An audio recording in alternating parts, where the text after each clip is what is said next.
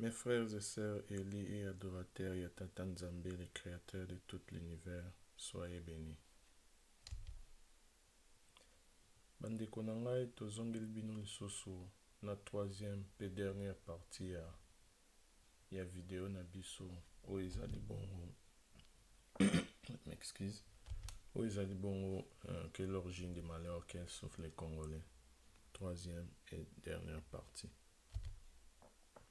Bandeko na ngai avant tobanda na vidéo na biso tokosala mwa résumé moke na oyo tomonaki na deuxième partie ya vidéo oyo bongo ezalaki peuple Eli ya Tata Nzambe bakotaka na kati na terre promise, na kati na terre promise bakomaka kovanda wana pe bakomaka ebele, babotaki bana nde eyaki kosala ke peuple Eli akomaki kobunga nzela, na kobunga nzela akomaki kobunga nzela korejete balwa nyonso Tata Nzambe apesa bango ba commandement,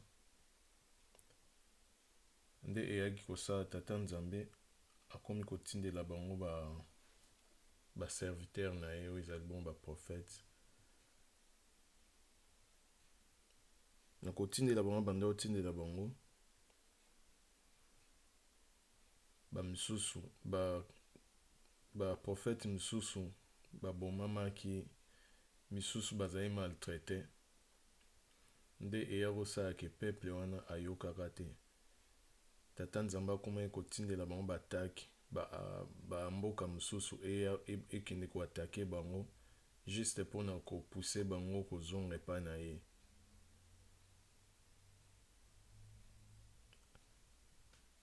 Ezali kosalama quelquefois après bataki mosusu bande kozongela Tata Nzambe kobelela ye mpo asunga bango na situation bande kozala nango.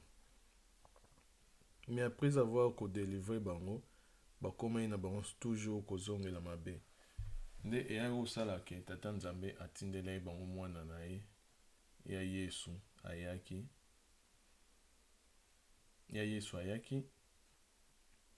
mwa moke bandimelaki ye, balandaki ye, me mingi na bango barejetaki ye pe babomaki ye.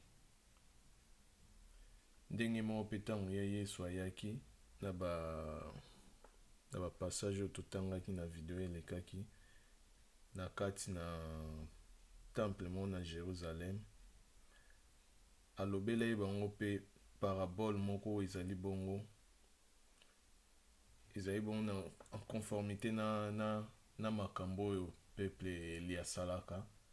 Tata Nzambe apesaki bango mabele na balwa na ye, ndenge moko mpe na parabole wana ya Yesu ayebisaka bango ezalaki bongo ya maître ya bavine na bavigneron.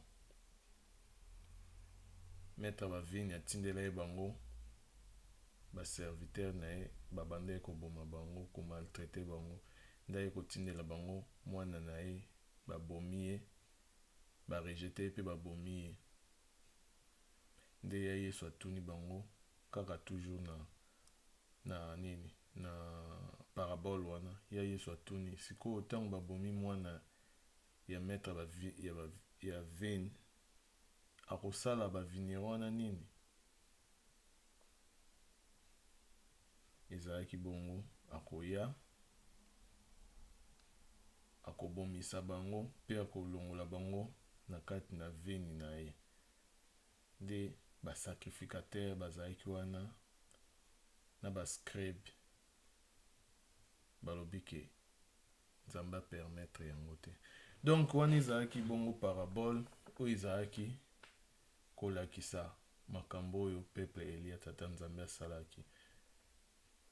Bakotaki na mabele oyo ezali bongo terre promise, Tata Nzambe apesi bango mabele, apesi bango balwa ekotambusa bango, baboyi korespecte, barejete yango, bakomi na bango kotambola selon balwa ya banation. Nde mabe eyeli bango, nde ya Yesu ayaki kosala prophétie moko oyo alobaki ke ekokomela bango oyo ezali bongo na mokanda ya livre ya Luc, mpo Luc moto akomaki yango na Luc chapitre 21 verset 24 oyo alobaki na bango ke bakokweya na se ya baattake ya arme offensive oyo ezali bongo. Donc verset yango ezoloba ils tomberont sous les tranchants de l'épée et ils seront amenés captifs parmi toutes les nations. Et Jérusalem sera foulée aux pieds par les nations jusqu'à ce que le temps des nations soit accompli. Bandeko nanga, prophétie oyo elobamaki na ère na biso. Toyebi ke ère na biso ebandi na l'an 0. Elobamaki na ère na biso. Depuis ère na biso ti na ngonga oyo tozali, nayebi te soki événement moko esalama oyo ezali bongo correspondre na prophétie oyo nayebi te, mais à ce que je sache ezali kaka oyo ezosalama pa peuple Eli ya tata Nzambe. Tozomona prophétie ezoloba bongo bakotombe na se ya attaque offensive. Banani wana eza bongo peuple Eli ya tata Nzambe bango nyonso en général. Toyebi ke Israël terre promise ezalaki bongo na Afrique centrale tina Afrique du Sud ezalaki bongo lokola mboka moko. Mais na suka peuple ya tata Nzambe bayaki kosala des royaumes na kati na mboka wana ya monene. Basalaki royaume ya Israël na royaume ya Yuda oyo babenga royaume ya Juda. Mais tolinga vraiment kotanga kombo wana te po lettre J wana eza lettre moko oyo eye une existence kaka awa na 16e siècle. Donc royaume ya Yuda. Mais bango nyonso bazalaki mboka moko. Yango wana ntango balobaka Yuda nyonso baza peuple ya Israël. Mais tandis que Israël nyonso baza Yuda te. Donc bazalaki mboka moko, mais des royaumes na kati na bango. Mais bango nyonso peuple moko mboka moko nyonso. Alors awa ya Yesu abayaki bako ils tomberont sous les tranchants de l'épée et ils seront amenés captifs parmi toutes les nations. Wana banani bango nyonso peuple Eli ya tata Nzambe.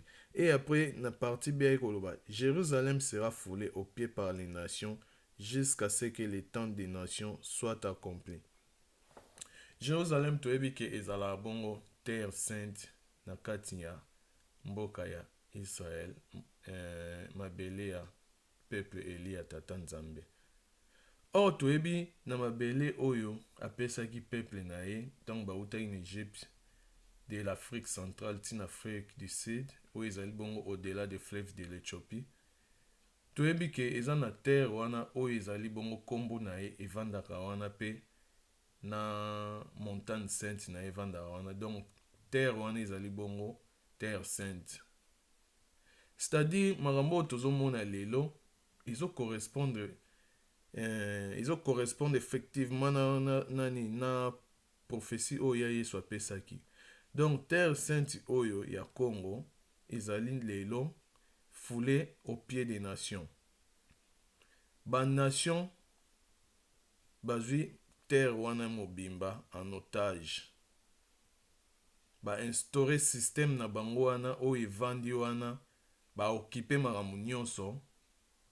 Ba placer même na tête ya terre wana moko na bango wazali pe parce que tant la parole ya tata Nzambe zoloba les nations, cela veut dire que batu nyonso oyo bazali bongo Israël te.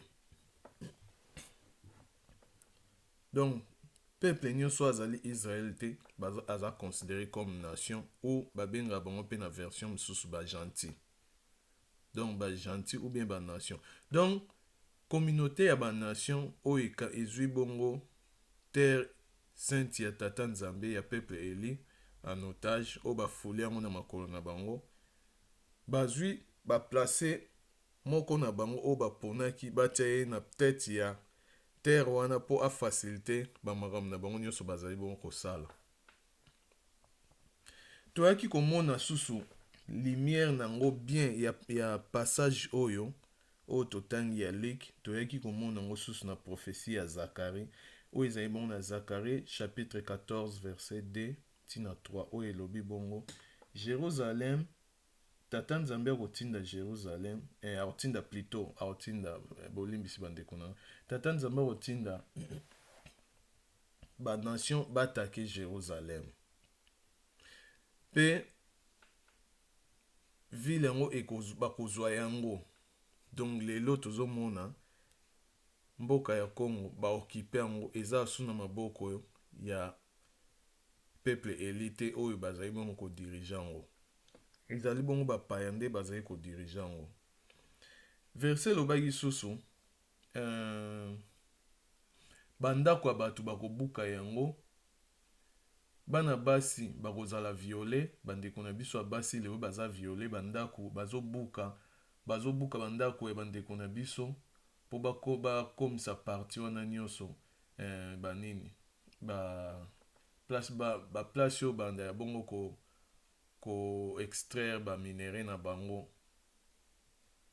Donc basala bakomisa ngo neti bakare minière na bango banda ko exploiter baminere parce que badétecte ke baparti wana nyonso eza na baminere en abondance. Alors bazali bongo kobuka bandako ya bato. Verset ya Zacharie elobaki ke bandako ya bato ekozala pillé, donc bakobuka ngo nyonso.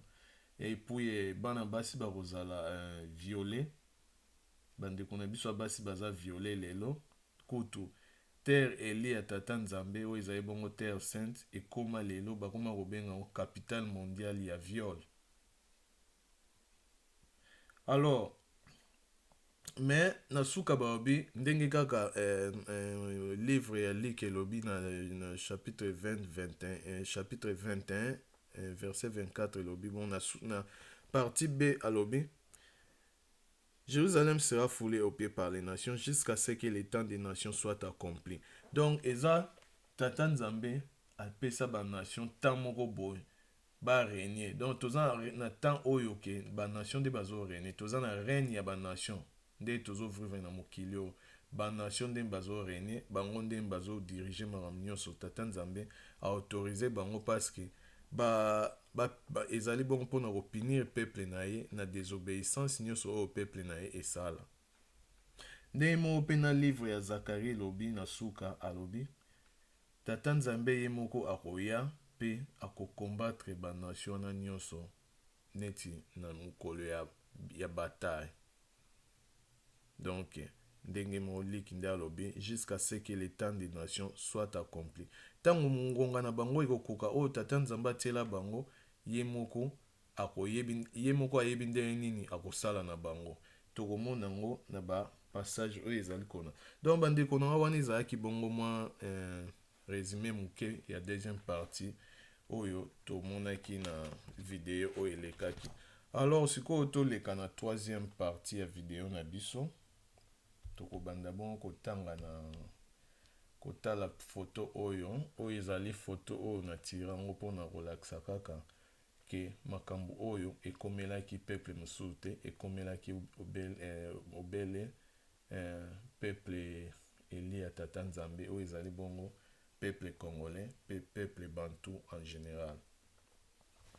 Oyo ekomami bongo na livre ya Deutéronome chapitre 28 verset 48 ezoba tu serviras au milieu de la faim, de la soif, de la nudité et de la disette de toutes choses.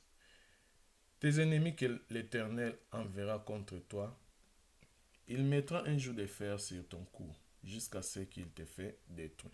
Donc bandeko na tozomona verset za clair ezoloba na biso ke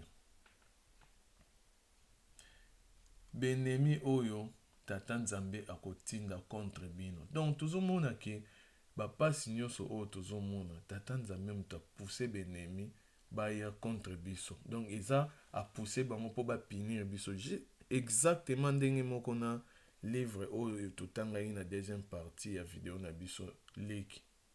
Ndenge Luc akomai maloba ya mokonzi na biso Yesu oyo azali bongo roi oyo akozala bongo roi azali roi sikoyo mpe bokonzi na ye ekoya kala mingi te ntango règne ya banation ekosila a na mabele oyo. Donc alobaki yango ke banation nde bakofule terre ya Jérusalem. Donc ozomona ke tata nzambe mutu atindi bango apesi bango autorisation wana oyo lelo makambo baosala biso nyonso wana tozomona eza eloko tokamwa te, eza eloko tata nzambe atindi bango mpona désobéissance na biso moko.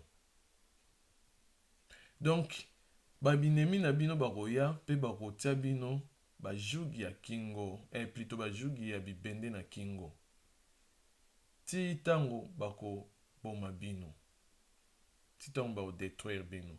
Alors tozomona oyo esalamela peuple mosusu te, esalamela peuple Eli ya tata nzambe parce que bango nde bazalaki visé. Peuple Eli ya tata nzambe azalaki visé na kati na terre ya Afrika. Toza na Afrika momba toza na ba mwa race mwa mingi, mais peuple oyo asibisaki makambo oyo nyonso ezali bongo peuple Eli ya tata nzambe, peuple congolais na bantu nyonso. Toza na bapeuple oyo leo tobengaka baarabe, bango basibisaki makambo oyo te, batia bango bachaine na kingo te. Toza na bandeko na biso baethiopien, toza na basomalien, bango batikala kosibir makambo oyo te. Ezalaki kaka obele, ezalaki kaka accompli na peuple Eli ya tata nzambe. Donc wana ezalaki mpona kolakisa makambo oyo ekomelaki peuple oyo.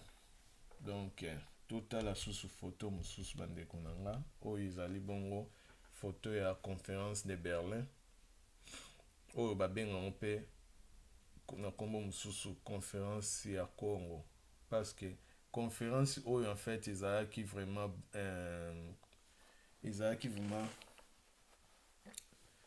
et se concentraki vraiment mingi na Congo, na terre ya Congo.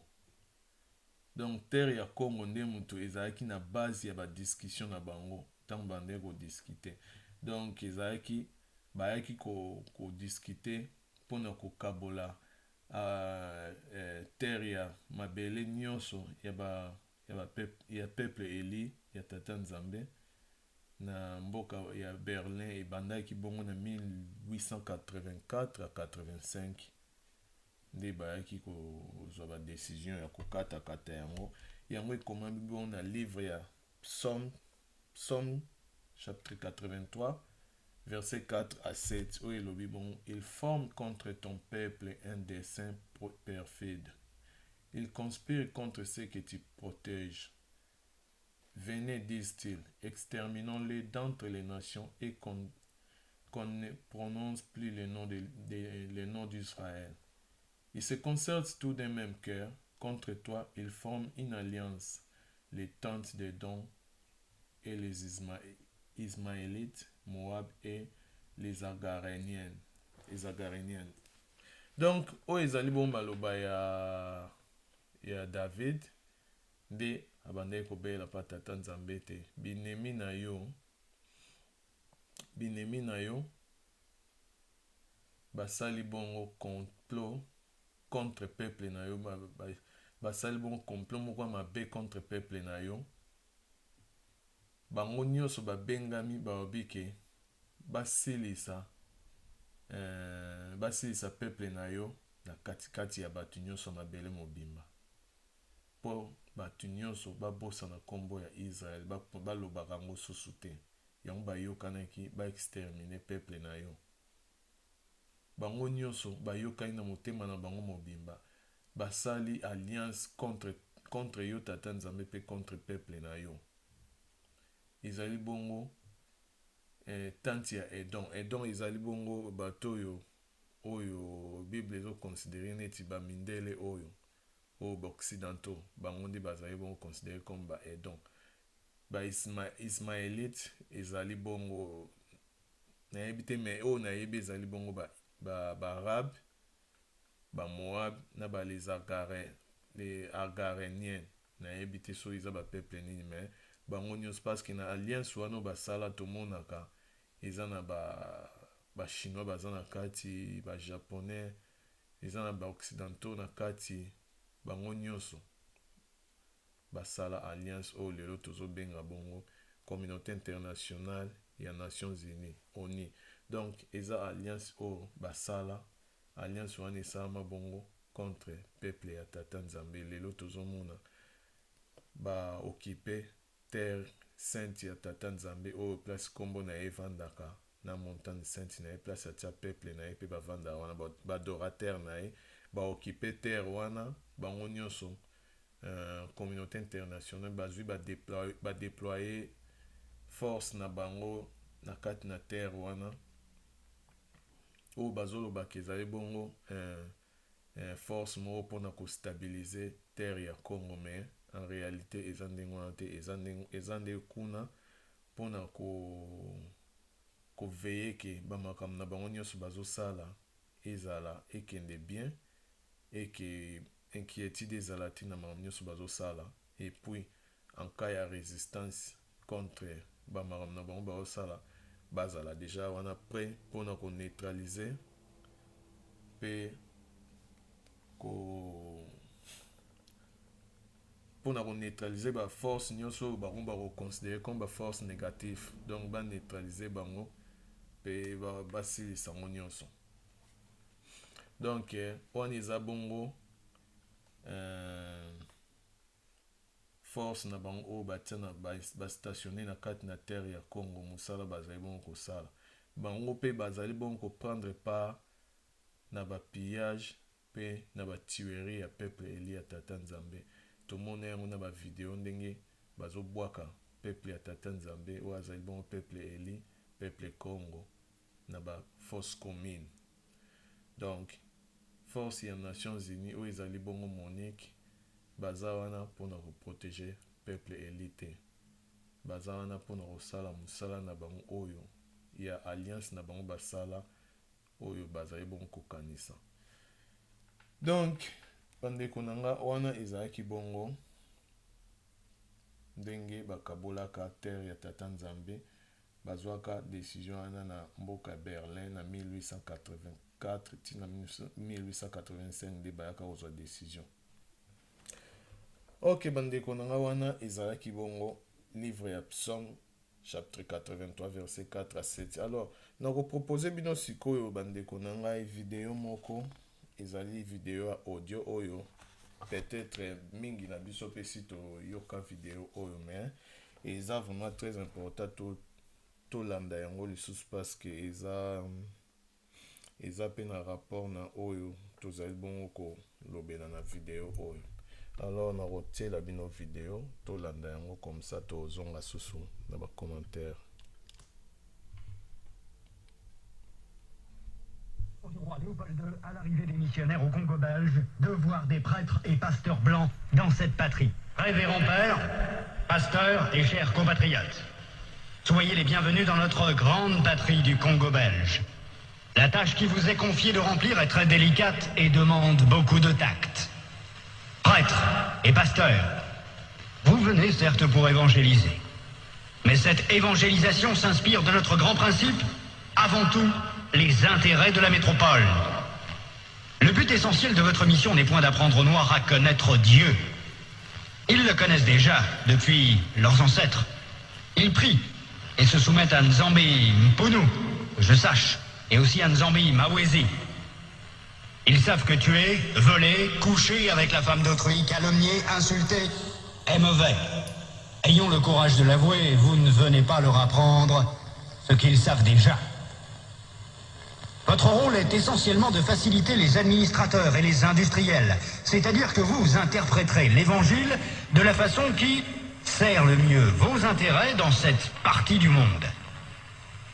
Pour ce faire, vous veillerez entre autres à désintéresser nos sauvages noirs des richesses dont regorge leur sous-sol, afin d'éviter qu'ils s'y intéressent ou qu'ils nous fassent une concurrence meurtrière, rêvant un jour à nous déloger de cette partie avant que nous ne nous enrichissions.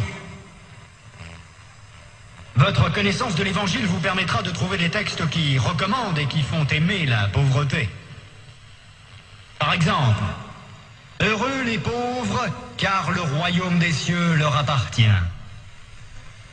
Il est plus difficile pour un riche d'entrer au ciel qu'à un chameau de passer par le trou d'une aiguille, etc. Vous ferez donc tout pour que les nègres aient peur de s'enrichir pour mieux mériter le ciel. Les soutenir petit à petit pour qu'ils ne se révoltent jamais un jour. Les industriels et les administratifs seront obligés de se conformer à ce que je vous recommanderai, à vous prêtres et pasteurs blancs, de temps en temps, pour vous faire craindre, de peur de courir à la violence, injurier, battre. Il ne faudra pas que les nègres ripostent ou se nourrissent de vengeance. Pour cela, vous leur enseignerez par tous les moyens et vous insisterez pour qu'ils suivent l'exemple de tous les saints qui ont tendu les joues, qui ont pardonné les offenses, qui ont reçu les crachats et les insultes sans tressaillir. Il faudra les décourager et les détacher de tout ce qui pourrait leur donner le courage de nous affronter. Je songe ici spécialement à leurs nombreuses fétiches de guerre qu'ils prétendent ne point abandonner. Votre action doit porter essentiellement sur les jeunes, afin qu'ils n'hésitent point de nous saluer. Quand le commandement du Père est en contradiction avec celui des missionnaires, qui sont les pères spirituels de leurs âmes, vous insisterez particulièrement sur la soumission et l'obéissance, même aveugle. Cette vertu se pratique mieux quand il y a absence de critique. Apprendre aux élèves à croire et non à raisonner. Ce sont là, chers prêtres, pasteurs et compatriotes, quelques-uns des principes que vous appliquerez sans faille. Vous en trouverez beaucoup d'autres dans les livres et textes qui vous seront remis à la fin de cette séance. Vous verrez donc ce que je recommanderais à vous, prêtres et pasteurs blancs. Évangélisez les Noirs jusqu'à la moelle des os, afin qu'ils ne se révoltent jamais contre les injustices que vous leur ferez subir. Faites-leur réciter chaque jour « Heureux ceux qui pleurent, car le royaume des cieux leur appartient ». Convertissez les Noirs au moyen des chicottes. Gardez leurs femmes à la mission pendant 9 mois, afin qu'elles travaillent pour vous. Courtisez-les s'il le faut, et exigez ensuite à ces convertis qu'ils offrent en signe de reconnaissance des bonnes viandes, poules, coqs et œufs, chaque fois que vous visitez leur village. Faites tout pour éviter que les Noirs ne deviennent riches. Pour ce faire, chantez-leur chaque jour qu'il est impossible à un homme riche d'entrer dans le royaume des cieux. Faites-leur payer une taxe chaque semaine à la messe de dimanche. Détournez cet argent prétendument destiné aux pauvres pour avoir des magasins importants là où vous êtes, paroisses, procures. Transformez vos missions ainsi en de gros centres commerciaux florissants et aidez légèrement les pauvres pour encourager d'autres blancs à investir régulièrement. Demandez aux Noirs de mourir de faim et vous autres vous mangerez 5 fois par jour. En plus, que vos ventres soient toujours pleins de bonnes choses et que vos bouches exhalent partout l'odeur des oignons. Instituez pour eux un système de confection qui fera de vous de bons détecteurs pour dénoncer tout Noir à une prise de conscience pour la revendication de l'indépendance nationale. Enseignez une doctrine que vous ne mettrez pas en pratique. Et peut-être s'ils vous demandent pourquoi vous comportez-vous contrairement à ce que vous prêchez, répondez-leur, vous les Noirs, suivez ce que nous disons et non ce que nous faisons. Et s'ils répliquent en disant qu'une foi sans œuvre est une foi morte, fâchez-vous en appliquant le fouet et répondez-leur, heureux ceux qui croient sans protester.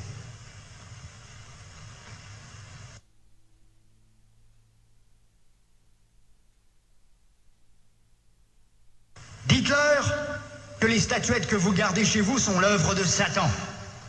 Confisquez-les et allez remplir vos musées, ainsi que ceux de Ternérine au Vatican.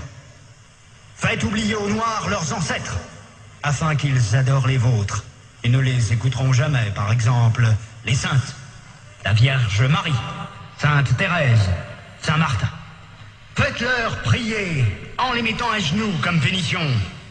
Et obligez-leur à réciter le chapelet 10 fois ou plus. Ne présentez jamais une chaise à un Noir qui vient vous voir. Ne l'invitez jamais. Donnez-lui tout au plus une cigarette. Ne l'invitez jamais à manger avec vous, même s'il égorge pour vous une poule ou un coq, chaque fois que vous arrivez chez lui. Bref, lorsque vous aurez accompli tout cela, notre pays, la Belgique, sera très riche, et c'est plus tard seulement, lorsque les Noirs auront compris que nous essayerons de les aider pour l'amour de Dieu, car on ne réveille pas un chat qui dort. Je vous en remercie vivement, le roi des Belges, Léopold II. Alors bandeko na ngai wana ezalaki bongo discours ya roi Léopold II. Biso nyonso tolandi yango vraiment na bokebi nyonso, toyoki makambo nyonso alobi. Mais avant tout ça, moi commentaire sur vidéo oyo totanga nanu livre moko, totanga livre bongo ya Judith, c'est un livre apocryphe, livre caché. So okoti na internet na Google obeti yango otanga yango bandeko na nga.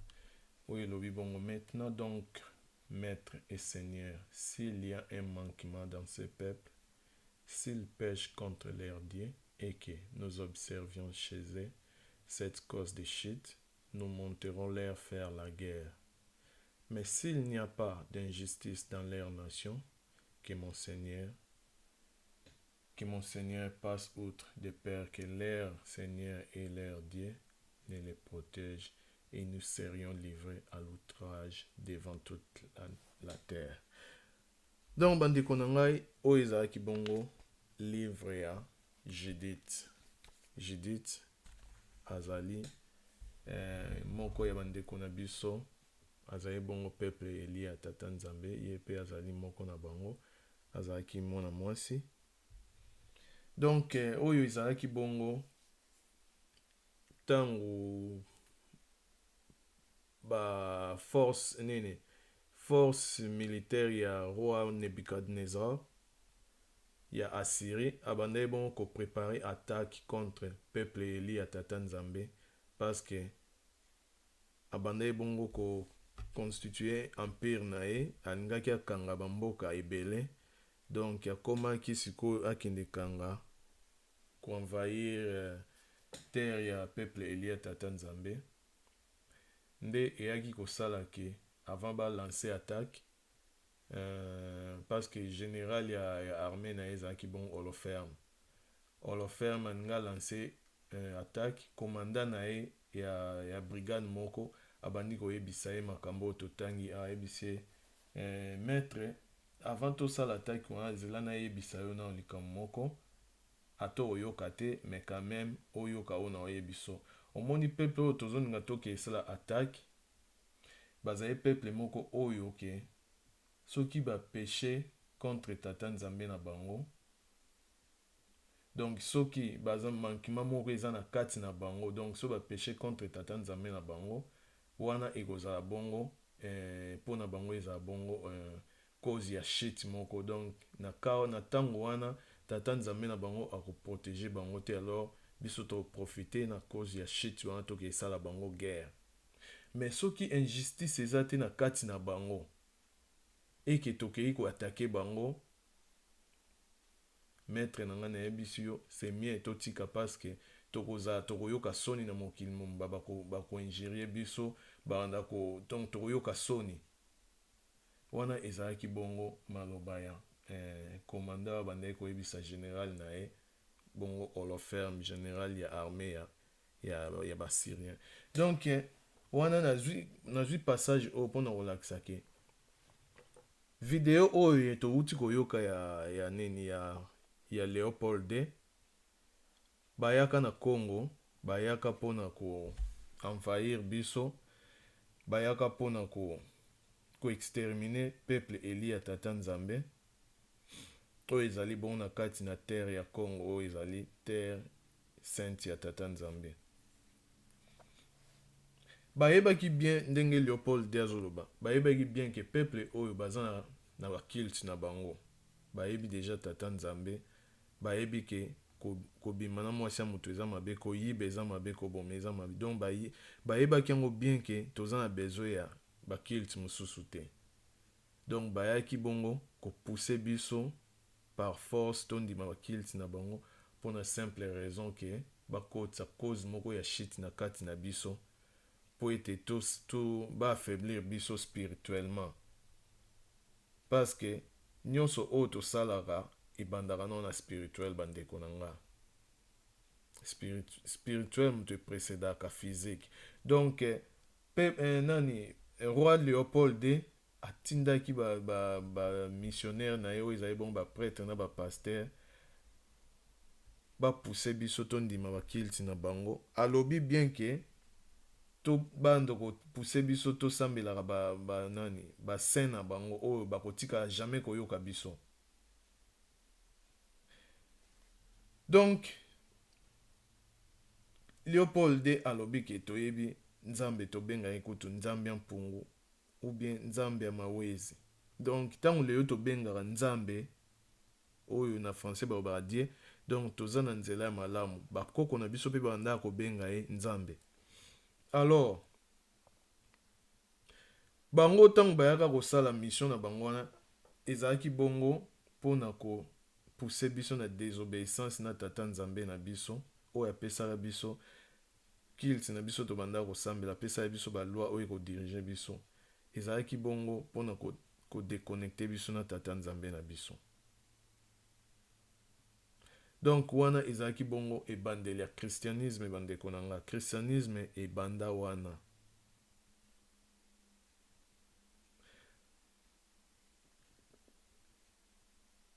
Baprêtre wana na bapaster wana bazali na mission mpona koaffaiblir biso spirituellement parce que bazali na bango wana mpona koservir baintérêt commun na bamilitaire na bango nyonso bazalaki wana mpona baindustrie na bango oyo ezalaki na bamboka na bango mais mpona kosala yango po ete tata nzambe na biso aprotege biso te bange bakotisa eloko moko ya grave kati na biso oyo ezali bongo toboya tata nzambe na biso tobanda osambela banzambe na bango oyo ezalaki bongo très grave na miso ya tata nzambe. Donc bandeko na ngai na kondima tondimaka bakilti na bango tobandi kose faire baptiser pa na bango ezalaki vraiment malédiction ya monene oyo tokotisaki na kati na biso parce que esalamaki kaka na Congo te esalamaki na baterre ya babantu pe misusu na kati na baterre ya babantu bayambango pe bayambaki bakilti oyo ya bapaya. Alors tout à la passage moko ezolanda awa tomona oyo ezoloba na biso sire kosambela banzambe ya bapaya. Deutéronome chapitre 8 verset 19 à 20 ezolobisa biso si tu oublies l'Éternel ton Dieu et que tu ailles après d'autres dieux, si tu les sers et te prosternes devant eux, je vous déclare formellement aujourd'hui que vous périrez comme les nations que l'Éternel fait périr devant vous, parce que vous n'aurez point écouté la voix de l'Éternel votre Dieu. Donc, wana eza maloba Moïse azoyebisa bango. Donc, soki kaka bobosani maloba tata nzambe, bobosani nzambe na bino, oyo ezali bongo tata nzambe, soki bokelanda banzambe ya bapaya, pe soki boservir bango pe bofukami liboso na bango, nazoyebisa bino lelo catégoriquement bokokufa ndenge banation oyo tata nzambe atikaki bango bakufa liboso na bino ntango bokendeki kozwa bamboka na bango parce que bamboka oyo peuple congolais na babantu bazali lelo bapeuple mosusu bavandaka wana nde totalaki na bavideo elekaki tata nzambe alivraki bango plutôt na maboko ya peuple na ye baboma bango mpo bazwa mabele na bango. Alors alobi soki bosambeli mpe banzambe ya bapaya bino mpe bokosibir bameme sort bokokufa ndenge tata nzambe atikaki bino atikaki bamboka wana bakufa na maboko na bino. Donc awa tozomona ke tata nzambe aza vraiment formel na makambo etali bongo kosambela banzambe ya bapaya parce que azali bongo tata nzambe azali nzambe moko très jaloux alingaka gloire na ye ezala akabola gloire na ye na bato mosusu te. Donc aza vraiment très jaloux. Biso en tant que peuple na ye tozwi gloire na ye topesi yango na banzambe mosusu, toadopte mpe toaccepte bakilte ya bapaya oyo bamemelaki biso. Lelo tozomona bapaya yango bakenda na bango, après avoir kopesa bafaux indépendance na baterre ya bapeuple eli ya tata nzambe, malgré ndenge bakabolaki peuple eli bakomisaki baterre wana bapays. Or en réalité ezalaki bango nyonso bazalaki ensemble, bakomisi yango bapays différents, bafamille kabwani, bafamille mosusu oyo baza famille moko base retrouve na 3 pays. Donc bakabwana bafamille ezalaka brise, bango bakenda. Mais lelo olie peuple eli ya tata nzambe ase déconnecté na biloko oyo bamemelaki ye, peuple eli ya tata nzambe akangami nango, akomisi yango ndire ya ye. Bapaya wana bakenda, me bakenda te parce que ezalaki bafond indépendance. Toyebi te eloko moko boye oyo ezali esalamaka oyo biso toyebi te bandeko na nga, oyo esala eke bakende mpo bango bayaka mpo batikala na bango wana. Bakenda me batika koplace bamarionnette na bango na tete ya baterre nyonso ya bapeuple eli ya tata nzambe mpo bango basalaka mpona baintere na bango. Baplace bamarionnette na bango wana, bazosala bavolonté na bango. Et puis na mipanzi na ya bamarionnette wana tozomona eza susu na bapretre na bapaster ya babantu oyo bazali bongo susu kosala en connivence na bamarionnette oyo baplace na pouvoir na baterre ya babantu. Bango nyonso bazosala mpona baintere commun, baintere na bango moko nanu, mpe na baintere ya bato oyo baplace bango na mitu ya bamboka wana. Donc bandeko na ngai wana ezalaki bongo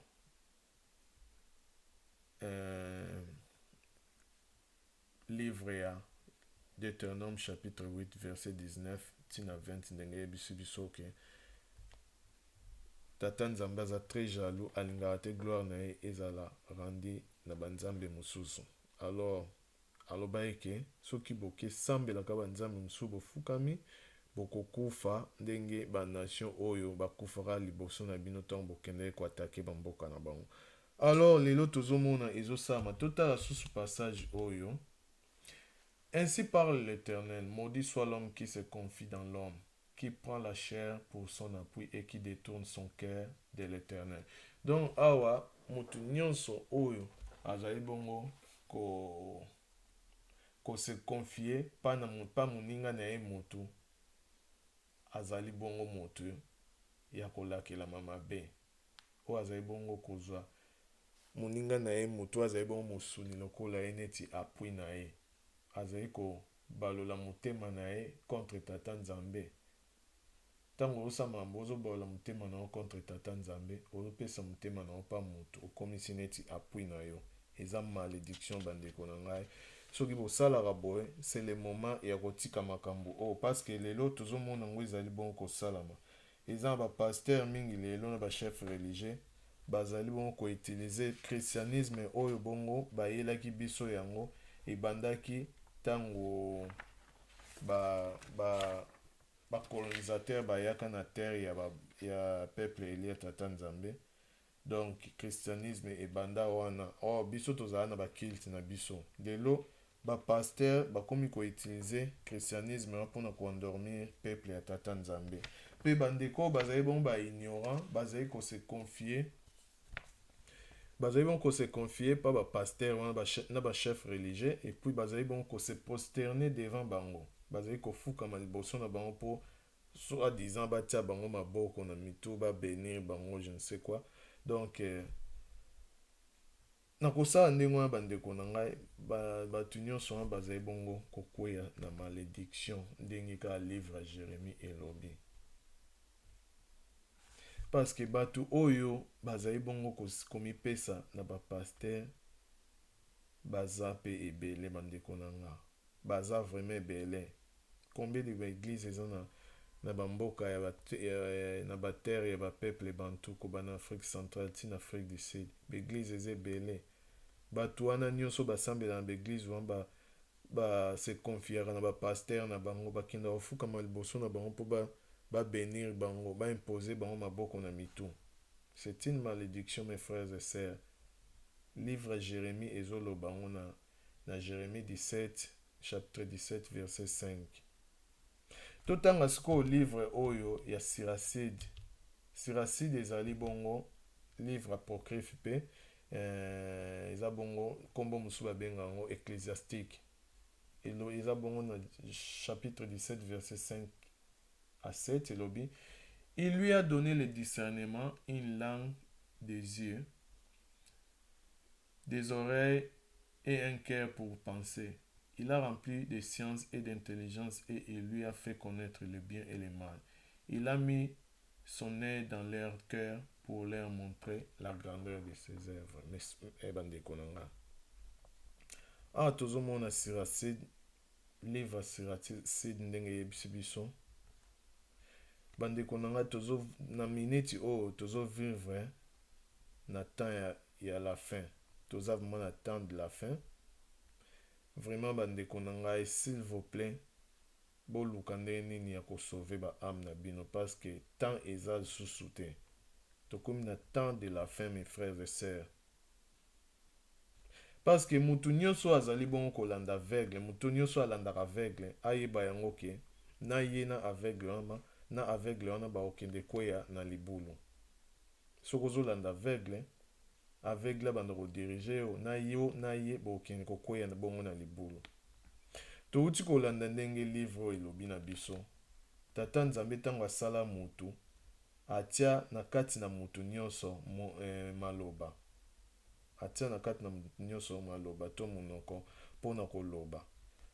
Apesa biso maloba mpona koloba. Apesa biso miso mpona komona. Apesa biso matoi mpona koyoka. Motema mpona kokanisa.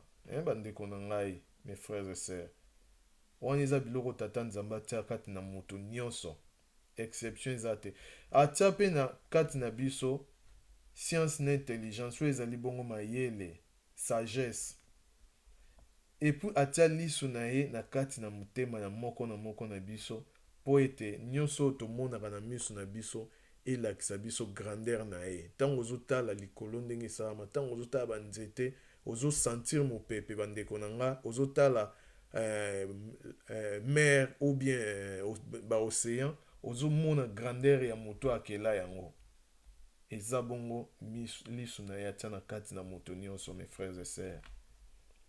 Alors bandeko na nga tomeka biso donc na yango tomeka vraiment kokanisaka mpona biso moko.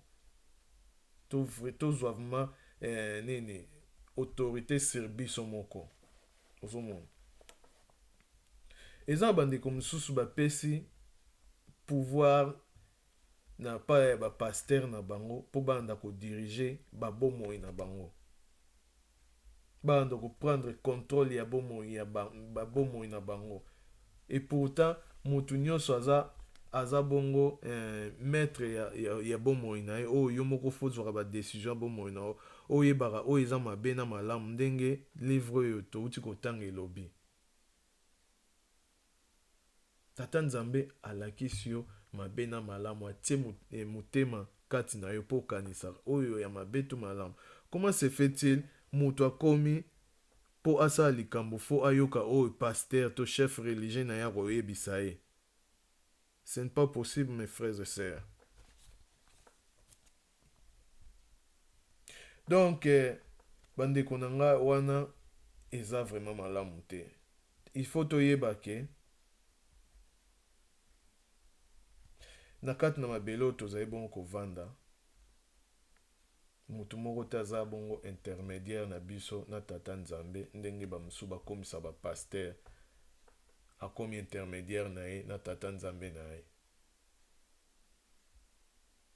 Mes frères et sœurs, eza malédiction. Totangi yango na livre ya Jérémie. Eza vraiment malédiction. Yango ozomona malédiction ya ndenge na ndenge ezolanda. Yango ozomona tozomona bapasi oyo tozomona lelo. Parce que toza nanu na malédiction oyo ya makambo ya mabe tosala, désobéissance ya monene oyo tosala contre tata nzambe na biso. Tozokotisaka lisusu bamalédiction mosusu. C'est pourquoi ozomona lelo l'église ekomi ebele na baterre ya peuple eli ya tata nzambe. Mais bapasi ezobatisama lisusu. Mpona nini? Parce que eza bamalédiction mosusu tozobenda. Tozobenda bamalédiction. Donc na bandeko koloba mutu moko takoki koza intermédiaire na biso na kati na mabele oyo entre biso na tata nzambe. Toza intermédiaire moko kaka oyo ezali bongo ya Yesu oyo aversaki bongo makila na ye mpona korachete biso na bapéché nyonso oyo tozali nango bongo condamné. Et puis na kokufa na ye bongo na makila na ye bongo aversaki apesi biso susu privilège ya korenouveler alliance oyo biso peuple eli tobrisaki na kodésobéir na baloi nyonso na bacommandement ya tata nzambe na biso oyo apesaki biso à travers ndeko na biso oyo azalaki bongo serviteur ya tata nzambe Massa oyo bakomisa kombo na ye Moïse, mais en réalité kombo na eza Massa. Donc bandeko na ngai tozaka un intermédiaire moko ezali bongo ya Yesu oyo entre biso na tata nzambe eza bongo ye nde moto azali bongo kointercede mpona biso. Tozali bongo tuna privilège ya kozwa vie éternelle grâce na ye. Donc bandeko na nga eloko mosusu tokobosana te, il faut toyeba ke tata nzambe ntango akotia suka akopesa bakado pa bato te. Parce que apesi moto nyonso bafaculté nyonso ya kozwa badécision biso moko.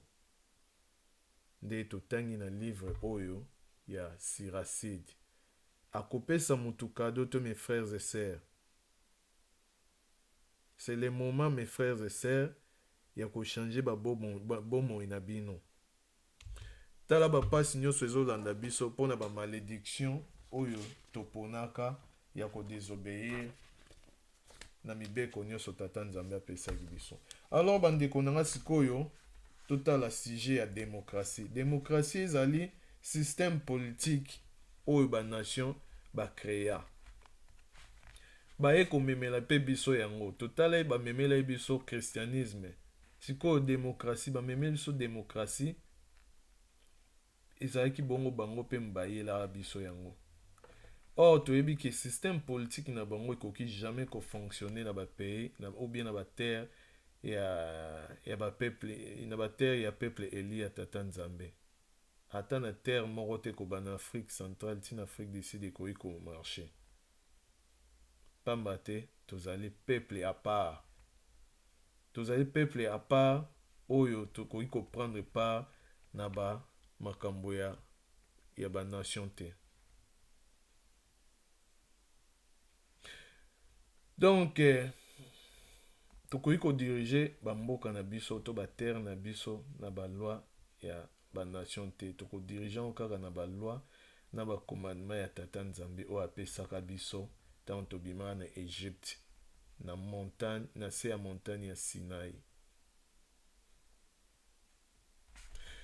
Donc bandeko na nga biso sikoyo lelo ntango toza na kati na baterre wana tozovivre tozosalela baloi nini? Totie baloi ya tata nzambe wapi oyo apesa biso? Tobwaka yango lelo tozosalela baloi ya bapaya na makambo nyonso. Lelo toza na badémocratie basystème politique ya bapaya oyo bongo ezali kodirige baterre na biso. Lelo kutu terre sainte oyo ezali terre sainte ya tata nzambe oyo place peuple eli avandaka okoleka bafleuve ya Éthiopie. Kombo nango ekomi même Congo démocratique, la République démocratique du Congo. Bandeko na nga eza malédiction totale. Eza vraiment malédiction bandeko na ngai. Terre sainte ekomi démocratique. Yango ozomona bandeko na ngai pasi ezoya kaka makasi na terre wana oyo ezali bongo terre sainte, place kombo ya tata nzambe na montagne sainte na ye evandaka. Bandeko na ngai lelo susu eloko mosusu su ezali bongo bamemela biso susu balangue na bango.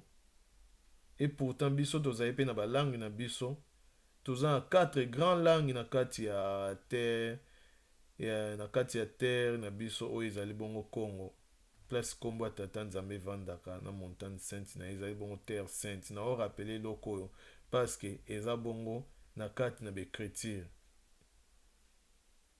Congo ezali terre sainte mes frères et sœurs. Bo vérifier yango bokomona yango. Totanga yango na livre ya Isaïe 18, totanga yango na livre ya Jubilé, tomona yango mes frères et sœurs. Alors, tozali na balangue na biso, tokoki kopona na kati ya 4 langues wana oyo ya minene. Toza na balangue ebele ya mike mike pe eza me oyo ya minene eza 4. Pourquoi pas tokoki kopona moko na kati na 4 langues wana ekoma langue officielle ya terre na biso. Lelo langue officielle ya mboka ya terre ya ba Elia tata nzambe oyo ezali bongo terre sainte, ezali bongo langue ya bapaya, le français. Mes frères et sœurs, tozali bongo kotambola selon ba nation ndenge kaka bécriture ezoloba. Tozotambola selon ba nation, système politique ya ba nation, langue officielle ya mboka ya ba nation. Donc toza vraiment perdu mes frères et sœurs, toza perdu. Eza kaka na kati na Congo te, eza na bamboka nyonso ya babantu oyo bazali bongo peuple Elia tata nzambe. Ba langue officielle nyonso eza bongo ya bapaya oyo bamemango.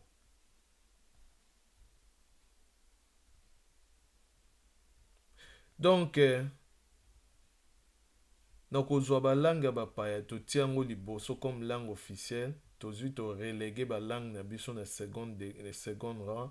Donc wana vraiment eza na miso ya tata nzambe eza eloko moko, donc désobéissance moko ya kosakana te. Yango wana ozomona bapasi ezolanda biso mes frères et sœurs. Tozotambola vraiment selon ba nation. Mes frères et sœurs, tous les cas sous na livre moussous, bon, ezali bongo Deutéronome chapitre 7 verset 26. Tu n'introduiras pas d'objet abominable dans ta maison afin de ne pas être comme cet objet. Sous la menace d'une destruction, tu l'auras en horreur. Ce sera pour toi une abomination car c'est un objet voué à la destruction. Mes frères et sœurs, oh ezali bongo koloba, tokoki kokotsa eloko moko eza ya abomination na kati na ndako na biso te. Lelo baterre na biso ezali bongo bandako na biso. Elo ni tokoti na kati na mboka na biso, tokoti démocratie, kombo kuti ya mboka ekomi démocratique. Eza abomination kombo wana. Balangi na bango bapaya tokoti na mboka na biso. Yango nde tokomi yango eloko ya liboso. Topesi yango valeur ke oyo ya biso moko toza nango oyo tata nzambe apesa biso. Topesi yango valeur mes frères et sœurs.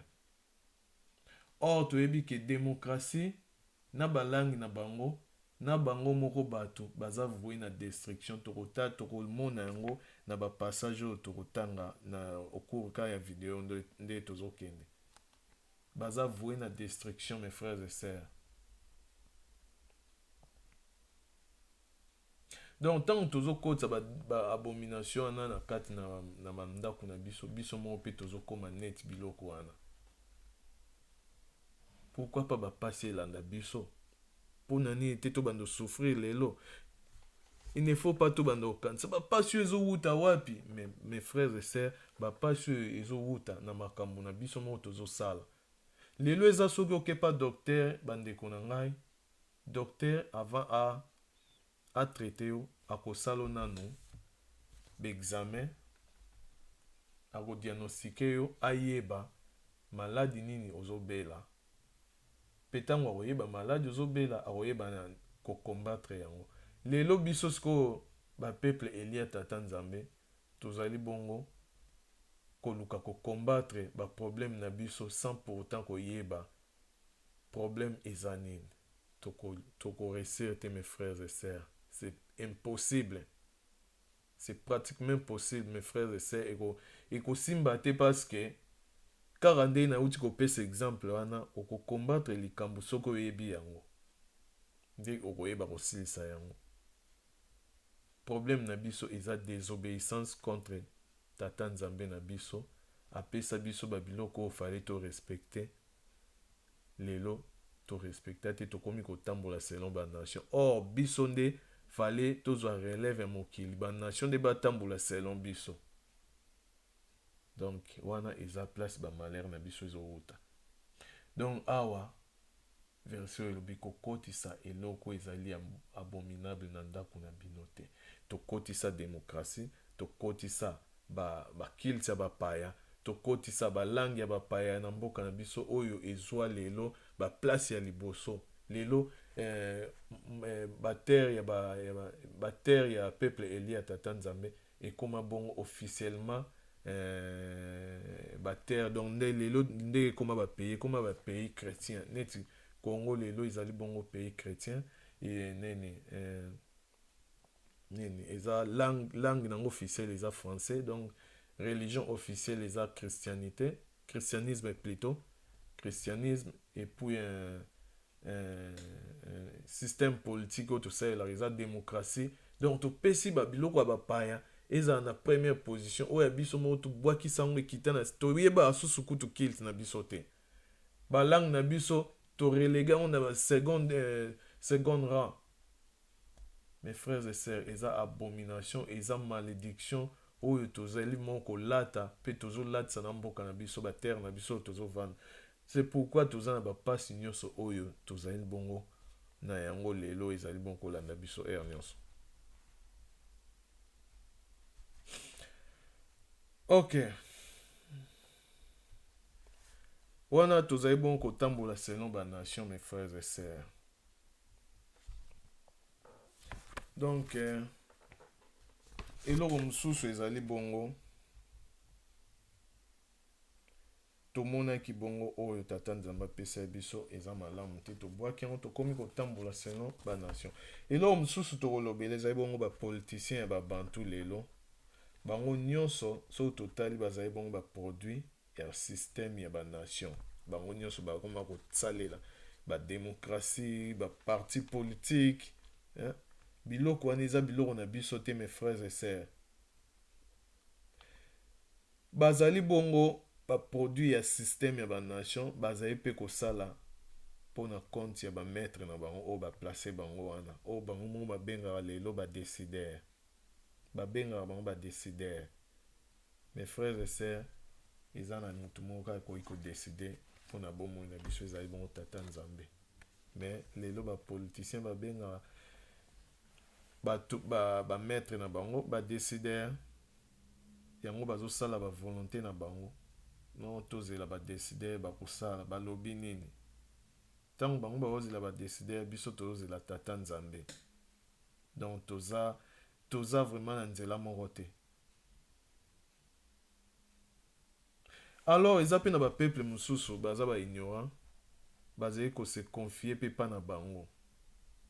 Bazali kose confier pa bapoliticien ke bango bakomema mwa eloko moko ya malonga na mboka na biso bakomema développement bakomema nini bakomema libération et puis bazo se confier pe na communauté internationale oyo ezali bongo nini système oyo esili bongo kofule terre ya peuple eli na makolo na bango.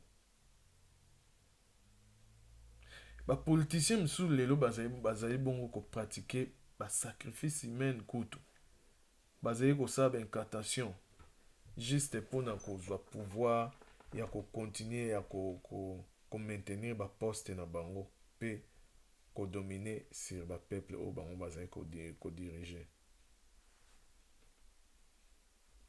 Sikoyo eza eloko mosusu lelo bapeuple congolais bapeuple congo oyo bazali bongo kovanda na terre sainte oyo ezali terre ya baele, terre ya eli ya tata nzambe, ezali terre sainte koleka bafleuve ya Éthiopie. Bapeuple congolais bavanda wana. Peuple congolais azali bongo koluka kose débarrasser na mutu aza na mutu ya mboka na bango. Donc bazali bongo koluka kose débarrasser na ye. Est-ce que on eza solution? Tango kose débarrasser na mutu wana o azali bongo na mutu ya mboka. Donc président de la République nde babenga lelo. Est-ce que eza solution? Nga na ozana avis différent na batu wana nyonso parce que pour nga eza solution te.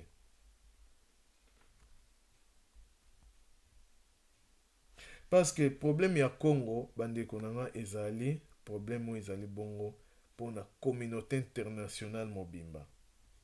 Communauté internationale est s'élevé contre nation wana ya Congo. Donc il s'est levé contre terre sainte ya tata nzambe.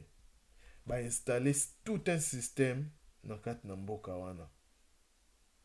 Donc so lelo tolobi ke to se débarrasser na président oyo bango moko ba plaça wana parce que to mona yango na 2006 na 2011 peuple congolais a voté bandeko na bango mais ba système bazwa batia muto bango balingi. Donc pour na kolakisa ke ezali solution te ya ko débarrasser na président parce que système oyo ezali bongo ba communauté internationale ba plaça wana ba ko pona mutu mususu ba ko remplacer. Donc système ako luka mutu mususu azali bongo marionnette mususu ba ko remplacer wana pona ko maintenir statu quo. Donc bandeko na ngeza solution te ko se débarrasser na mutu moko azali bongo président tozomona ke yende mutu azonyokola batu non nini azonyokola peuple bona bo azoboma. Non mes frères et sœurs, ezali bongo communauté internationale mutu et etie mboka wana na ezali bongo kofule mboka wana na makolo na bango. Donc batie mboka wana sa makolo na bango. Alors bandeko na rapona ngai, qui va libérer cette terre de Congo? Nani a libérer ngo? Est-ce que communauté internationale? Est-ce que les politiciens? Ou est-ce qu'un pays frère? Ou bien moko e bandeko na biso akende kozokoyoka na ba pays frère pour na koya ko renverser situation? Je crois que la réponse est non. Parce que problème à Congo ezali problème o ezali bongo communauté internationale, communauté ya ba nation bango nyonso basangani contre terre wana ndenge kaka ya Yesu apesaki prophétie na ya Luc chapitre 21 verset 24 que Jérusalem sera foulée aux pieds par les nations jusqu'à ce que le temps des nations soit accompli. Donc là autobosana te bandeko na ngai problème à Congo est un problème spirituel. Problème à Congo ezali problème spirituel mes frères et sœurs. Tozalaki bongo livré na maboko ya ba nation pour ba punir biso pour na ba désobéissance na biso vis-à-vis ya tata nzambe na biso. Donc eza kaka ye moko tata nzambe mutu ako libérer biso peuple na ye, peuple Eli. Pe ako libérer terre na ye oyo ezali bongo terre sainte ya Congo. Mais yango ekosama quand? Ekosama jusqu'à ce que le temps des nations soit accompli. Donc ekosama ti temps ba nation ekozala accompli. Mais pour le moment, le quoi bazana na pouvoir, tant na bango ezana accompli te. Donc il faut ezala accompli par rapport ndenge tata nzambe alobi na biso na bekriture na ye. Donc toza na règne ya ba nation nde bazali bongo nanu ko régner. Pona yango bandeko na nga sali na biso ekouta na ba politicien te, ekouta na communauté internationale te. Parce que communauté internationale wana bangonde baza cause ya ba problème nyonso toza nango. Bangonde batie biso na se ya makolo na bango. Bango bazali na bango kaka kosala remplir rôle na bango oyo tata nzambe apesi bango. Yango moi lelo Congo ekomi colonie d'exploitation internationale des nations. Bango nyonso bazali na bango ko exploiter biloko nyonso ya Congo. Donc bandeko na ngai toleka susu na livre mosusu oyo ezali bongo Deutéronome chapitre 17 verset 15 elobi: tu mettras sur toi un roi que choisira l'Éternel ton Dieu. Tu prendras un roi du milieu de tes frères. Tu ne pourras pas te donner un étranger qui ne soit pas ton frère. Donc là, tout le monde qui nani toujours Moïse a joué sa peuple na etango ba côté na mboka ana boko ti boko pona kotia moto akozala mokonzi oyo akodirige bino kati na mabelo bozoke kokota boko pona kaka moto akozala oyo tata nzambe akopona mpona bino akozala bongo ndeko na bino. Fo bopona moto akozala ndeko na bino na kati na bino. Bokotia na moto mboka na bino étranger te, mopaya te, oyo azali bongo ndeko na bino te. Alors lelo nini tozomona na mboka Congo, moto aza na moto ya mboka ezali bongo mopaya, azali mwana mboka te, azali ndeko na biso te, azali bongo moko ya peuple eli ya tata nzambe te. Pona ni parce que communauté internationale oyo ezali bongo communauté ya banation, bango bazali ko exercer toujours pouvoir na bango oyo tata nzambe apesi bango ya konyokola peuple na ye mpona kopinir bango. Donc na mito ya mboka ya batere ya babantu bazali koplace bato nyonso oyo bango balengi. Mpona nini? Mpona komaintenir peuple mpona komaintenir peuple eli ya tata nzambe na se ya domination na bango. Donc na kati na terre eli ya tata nzambe, na kati ya terre ya terre sainte oyo ezali bongo Congo, oyo ezali terre ya ba eli ya tata nzambe, batie na moto ya mboka, moto azali bantu te, oyo azali bongo congolais te, oyo azali bongo peuple eli te, batie wana eza nango bongo juste mpona multiplier bamakambo nyonso oyo tata nzambe alingaka te tosala. Bango bazali multiplier yango, pousser biso ya kondima yango. Donc tant batie moto aza mopaya na moto ya mboka ezokende déjà à la contre na oyo tata nzambe atinda biso tosala. Donc nyonso ezobakisa kanda contre biso, kanda ya tata nzambe contre peuple na ye oyo ezali bongo peuple eli biso babantu, biso bacongolais, biso peuple eli. Donc balingi kaka colère ya tata nzambe ezala toujours likolo na biso mpo bango bakontinue kodomine sur biso. Yango azomona surtout na terre ya Congo oyo ezali terre sainte, baplace moto azali bongo congolais te. Totanga sikoyo na livre mosusu ezali bongo livre ya Amos. Totanga livre ya Amos, après totangi directement livre de Deutéronome. Donc Amos ezoloba na biso: écoutez cette parole que l'Éternel prononce contre vous, enfants d'Israël, contre toute la famille que j'ai fait monter du pays d'Égypte. Je vous ai choisi, vous seuls parmi toutes les familles de la terre. C'est pourquoi je vous châtierai pour toutes vos iniquités.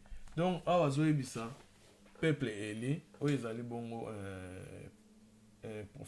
prophète Amos nde abandaki koloba, aoloba contre peuple eli ya tata nzambe, maloba tata nzambe. Donc en fait aoloba ke bino nyonso boyoka maloba oyo tata nzambe azali koyebisa bino, bino bana Israël, bino nyonso famille ya Israël oyo namatisaki nabimisaki bino na pays ya Égypte. Naponi bino kaka, bino nde kaka nde naponi parmi bapeuple nyonso oyo bazali na kati na mabele mobimba oyo bozali kovanda. Na yango nakopinir bino mpona bamabe na bino nyonso. Donc tata nzambe azoloba akopinir peuple na ye mpona bainiquité na bango. totala susu na livre oyo ya nini, ya Deutéronome chapitre 8 verset 5. Reconnais en ton cœur que l'Éternel ton Dieu te châtie comme un homme châtie son enfant.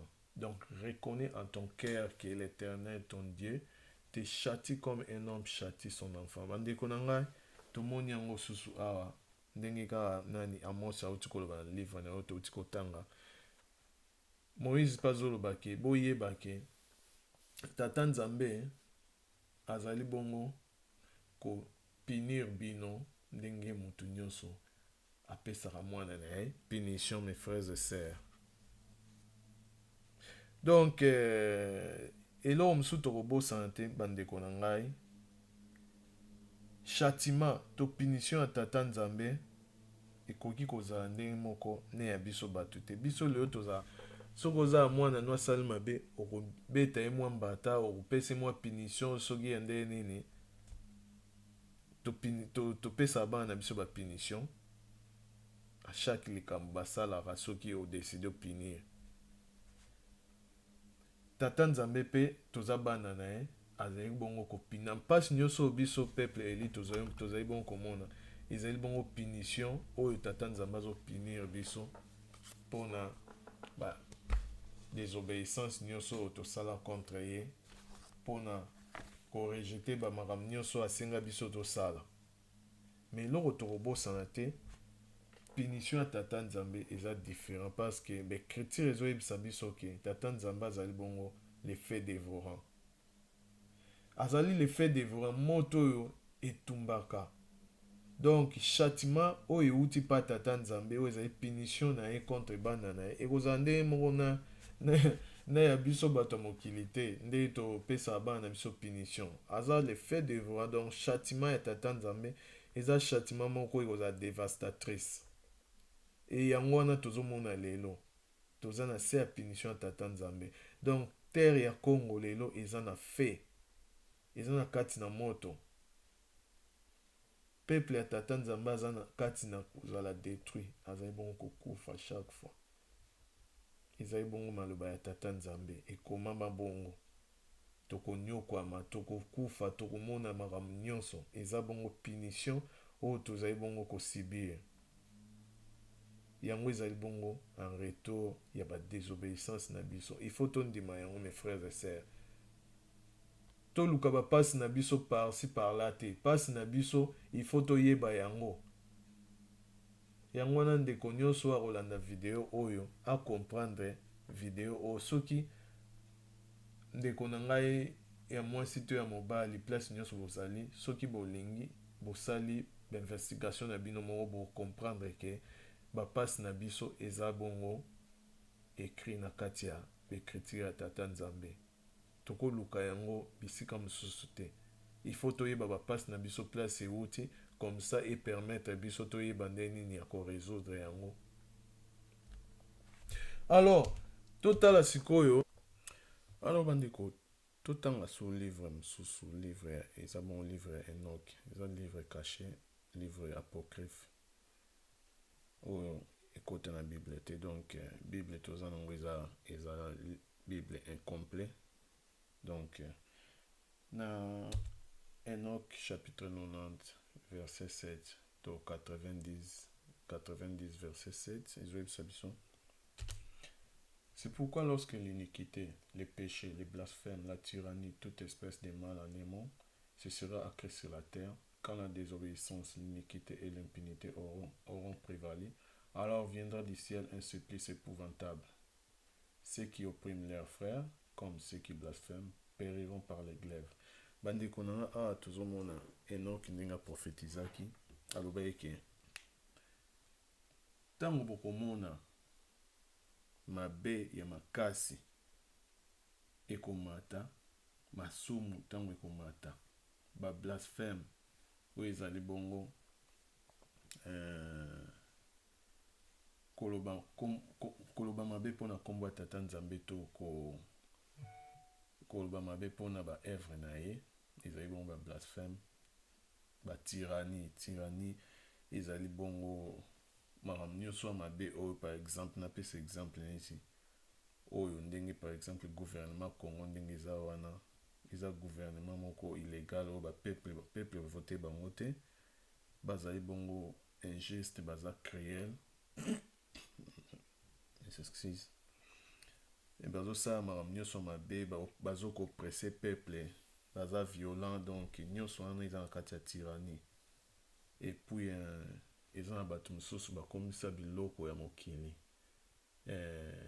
na valeur koleka bato tozomona yango lelo na bamboka oyo tovanda banyama na bango neti par exemple nini baanimaux na bango oyo babokolaka neti banyau to bambwa na bango mpona bango eza na valeur koleka bato neti surtout biso bato ya mwindo bamona yango na valeur nyonso wana eza na kati ya tyrannie et puis eloko mosusu su ndenge naloba eza tozomona lelo bamakambo oyo phénomène ya ba GMO ezali bongo abréviation ya genetically modified organism eza banini babiloko mingi tokomi kolia eza modifié génétiquement par exemple bafruits balégumes biloko mingi eza vraiment modifié génétiquement oyo baye kokota na kati ya bamarché oyo tozali bongo koke esomba tozolia eza bongo vraiment mpasi mpona mokili oyo tokomi kolia biloko ezokoze biso bamaladi ya ndenge na ndenge ebele oyo juste mpona kaka mpo baganye bambongo alors baza prêt ya kosala nyonso bakoki kosala tozomona lisusu bakomi lisusu awa ntango impunité mpe ezokorenie makasi partout eza kaka te na biso na Afrique kutu n'en parlons pas mais pas na bango mpe impunité eza makasi tozomona bandeko na biso kuna na surtout na États-Unis bazoboma bandeko na biso baeli ya tata nzambe alors bato bazoboma bango wana bazoinquiété bango te puis bazokoakite bango na bajugement nyonso bazali bon kokende bazokoakite bango non raison non légitime défense bamakambo ya ndenge na ndenge nyonso wana eza na kati impunité na Congo kutu tokolobela yango susu te et puis balobi susu na 14 verset 14 balobi ceux qui oppriment leurs frères comme ceux qui blasphèment périront par les glaives bato nyonso bazali koopprime bandeko na bango tozomona yango ezosalama esalama mingi surtout na Congo yango nde koma nango neti monnaie courante bandeko oyo bazali bongo kosala na bapouvoir en place bazali koprime bandeko na bango koboma bango meme juste kaka mpo bagarde baposte na bango baza nango wana bazoboma bandeko na bango baosacrifie bandeko na bango et puis blasphème ekomi makasi lisusu lelo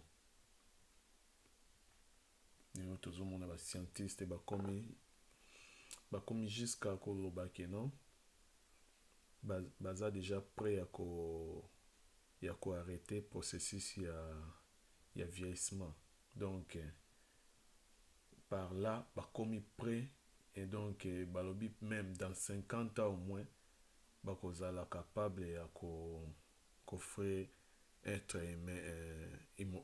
immortalité donc vie éternelle donc mpona bango bakomi donc prêt ya ko arrêter processus ya vieillissement donc bato bakokoma su bakoko te ezali bongo blasphème bandeko nanga œuvre ya tata nzambe oyo ezali eloko moko oyo tata nzambe kaka moto ayebi secret nango mais tala ntina niveau bakomi biloko wana nyonso emati makasi leo na mokili bamakambo nyonso mabe oyo tokoki koloba anemo emati makasi alors eloko nini kosalama ndeko na biso Enoki alobaki soki bomoni mabe nyonso wana emati makasi na mokili alors eloko moko ya grave oyo non totikala komona te ya terrible ekouta likolo ekokita. Donc eza pasi moko ya grave oyo pasi ya ndenge wana etikala komona te ekokita ekouta likolo ekita na se ya na mabele mpona kopurifie mabele mobimba. Nde yango wana sikoyo na miniti oyo toza bandeko na ngai eloko totikali nango tozozela eza yango wana parceke makambo nyonso ya mabe yango ezosalama tout ya mabe ezosalama na mokili mobimba partout. Et puis babi oyo bazali bongo koprime bandeko na bango to oyo bazali bongo ko blasphème bango bakokufa na baglaive. Baglaive eza bambeli moko eza na batrancha ebele.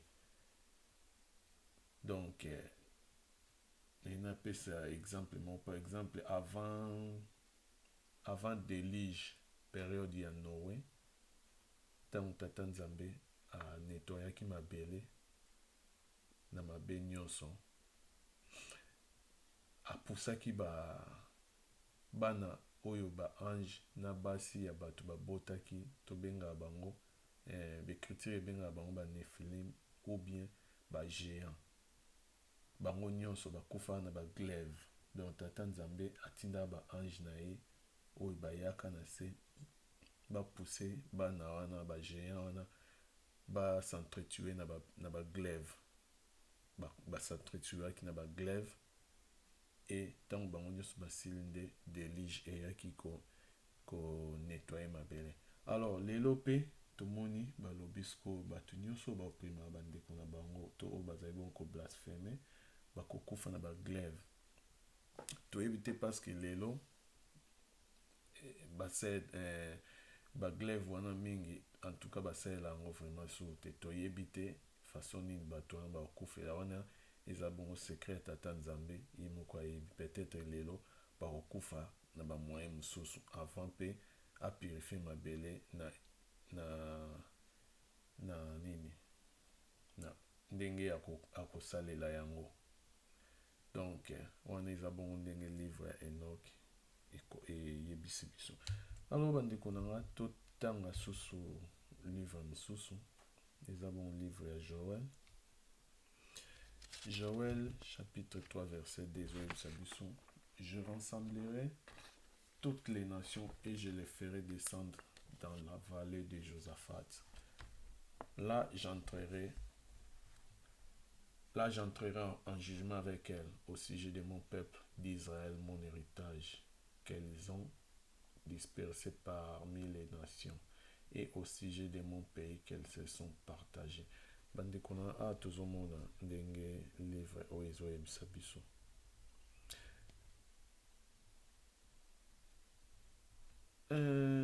Livre ezoyebisa biso ke akosangisa banation nyonso pe akokitisa bango na vale moko babengaka Josaphat pe kuna akokota na jugement na bango na sujet ya biloko mibale.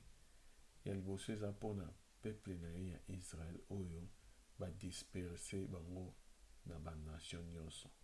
Bandeko na peuple nini oyo badisperse na banation nyonso eza bongo peuple eli ya tata nzambe oyo bavandaka koleka bafleuve ya Éthiopie. Bango nde bazalaka disperse. Eza na peuple mosusu te oyo bakutana na makambo oyo. Eza kaka na peuple eli ya tata nzambe, peuple congolais na peuple bantu bango nyonso. Bango nde bazalaka disperse. Nde yango tata nzambe alobi au sujet de mon peuple d'Israël, mon héritage, qu'elles ont dispersé parmi les nations, et au sujet de mon pays qu'elles se sont partagées. Bandeko nanga pays nini oyo bapartaja, pays oyo bapartaje yango na totanga bandeko nanga pays oyo na miso ya tata nzambe ezali bongo pays moko. Balobi teke bapays, balobi au sujet de mon pays, donc pays moko de l'Afrique centrale jusqu'en Afrique du Sud, bakatakata ngo mike mike bakomisa ngo bapays ebele. Bakabola yango ekoma kote ba anglophone, ekoma kote ba francophone, ekoma bandambu ndambu. Yango balobi au sujet de mon pays qu'elles se sont partagées. Nde yango tata nzambe abia kosangisa bango nyonso na valeur babenga Josaphat pe kuna akokota na jugement na bango. Totala susu livre mosusu ezo confirmer susu maloba oyo. Eza bon livre Ézéchiel ezoloba. Ainsi parle le Seigneur, l'Éternel, oui. Ainsi parle le Seigneur, l'Éternel. Oui, dans les faits de ma jalousie, je parle contre les autres nations et contre Édom tout entière, qui se sont donné mon pays en propriété avec toute la joie de leur cœur et le mépris de leur âme, afin d'en piller les produits. Ozomona bandeko na nde livre elobi. Ézéchiel alobi yango bien ke alobi na moto ya jalousie na ye azoloba contre banation nyonso pe contre Edom mobimba. Edom mobimba toyebi ke eza bongo bamindele baoccidentaux bango nyonso baza considéré comme Edom awa na kati na bekritie pe alobi banation nyonso leo tozomona na Congo, banation nyonso oyo bazali bongo konyokola peuple ya tata Nzambe na bango banation nyonso wana Edom tata Nzambe alobi bakomisi mboka na ye, donc pays na ye neti propriété na bango, bakomisi yango neti ya bango na motema na bango mobimba esengo nyonso baza nango pe na sentiment nyonso bazomona ke bango baza likolo ya bato misusu, alors bazali bongo kopie babiloko nyonso eza na mboka ya tata Nzambe, bazali bongo kopie yango kozwa yango ofele sans pourtant bazala inquiété na yango. Tata Nzambe na kanda wana nyonso na moto ya jalousie na ye akofrape bango. Wana eza bongo maloba ya tata Nzambe bandeko na ngai. Donc nde na yango place nde touti kotia suka na video na biso oyo, nde place tosukisi yango. Alors bandeko na ngai, wana touti komona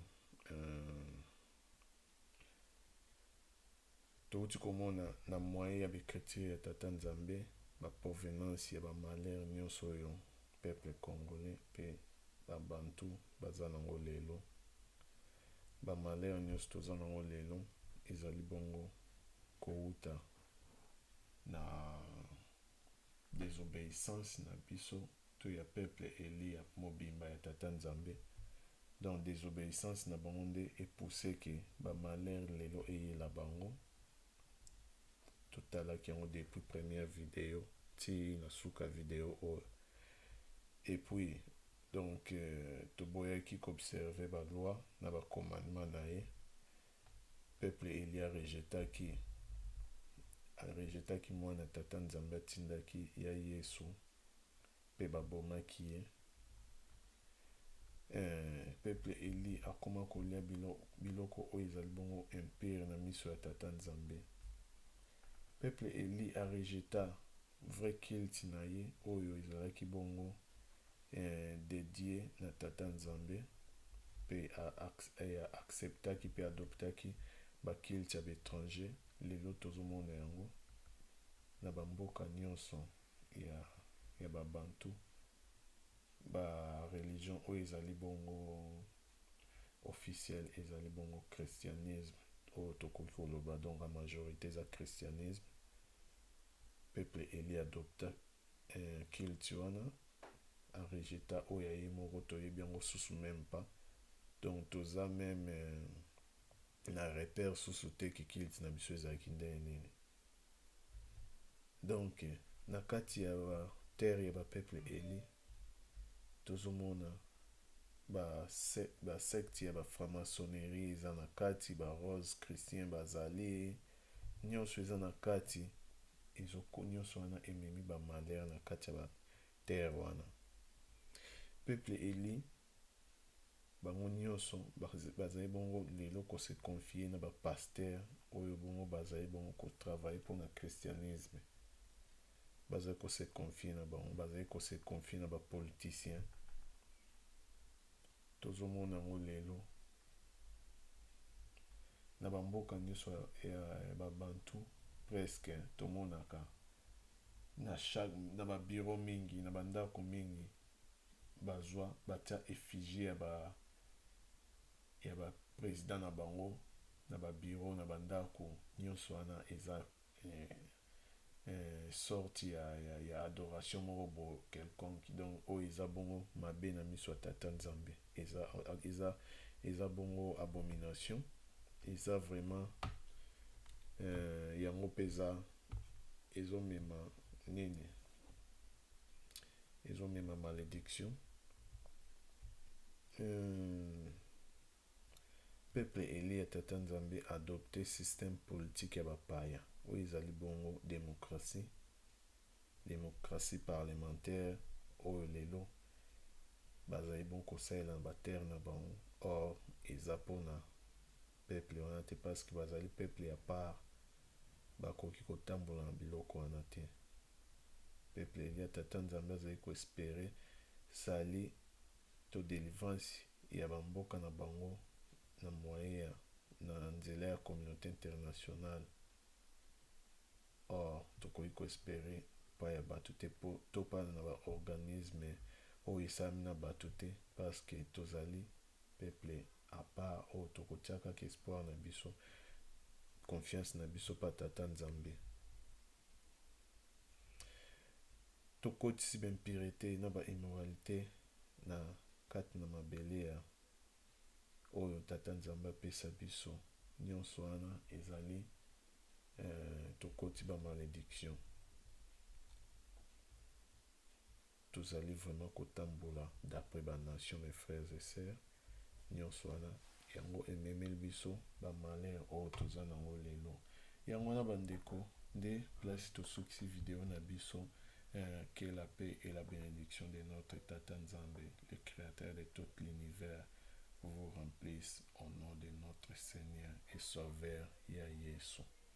Bandeko na ngai wana tosukisi video na biso todemere kaka na bavie ya baprière surtout na temps oyo tozali na temps de la fin donc nzambe azala na bino nyonso.